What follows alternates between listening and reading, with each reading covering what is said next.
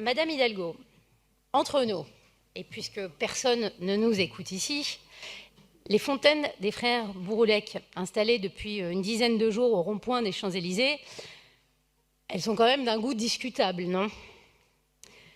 Du moins, on aurait pu être mis au courant avant de le découvrir dans la presse au début du mois de mars, au moment même où elles étaient installées sur l'avenue la plus touristique du monde. De la même manière, vous avez installé, ni vu ni connu, pendant l'été, des tables et des bancs très imposants, place du Panthéon, sans aucune cohérence, et c'est un fait, avec l'architecture et le style de la place. Pareil, place de la Madeleine, et vous allez continuer, toujours sans l'avis de personne, sur les autres grandes places parisiennes.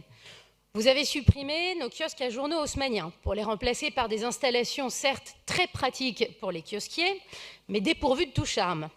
Ce sont maintenant les colonnes Maurice qui sont en train d'y passer. Vous venez de créer des vélo-box dans le Marais qui font l'unanimité absolue contre elles, des sortes de très gros Legos disséminés au beau milieu d'un quartier historique. Vous avez planté des pissotières en plastique un peu partout. Vous venez de dépenser 650 000 € pour installer un gros cœur rouge qui clignote porte de Clignancourt, après le plug anal de la place Vendôme et le bouquet de tulipes de Jeff Koons que nous avons évité de justesse au Palais de Tokyo.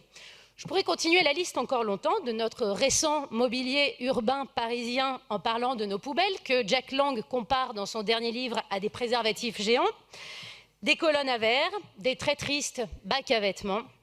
Alors, il n'est pas question ici d'opposer le moderne et l'ancien. Il n'est pas question non plus d'avoir un débat sur ce qui est beau et ce qui est moche. Ça relève de la conception de chacun.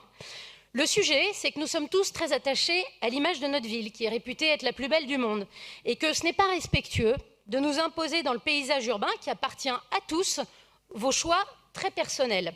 Les fontaines des frères Bouroulec, comme le reste, vous les avez posées là, sans consulter ni les élus, ni les Parisiens, ni les experts, qu'il s'agisse de la commission du mobilier urbain ou des architectes des bâtiments de France. Cette méthode de décision tout à fait solitaire, c'est d'ailleurs ce que vous avez vivement reproché à votre premier adjoint Bruno Julliard quand il s'en est allé il y a quelques mois. Alors ma question, elle est très simple. Quand cesserez-vous d'abîmer Paris en nous obligeant à subir du mobilier urbain qui plaît surtout à vous-même ?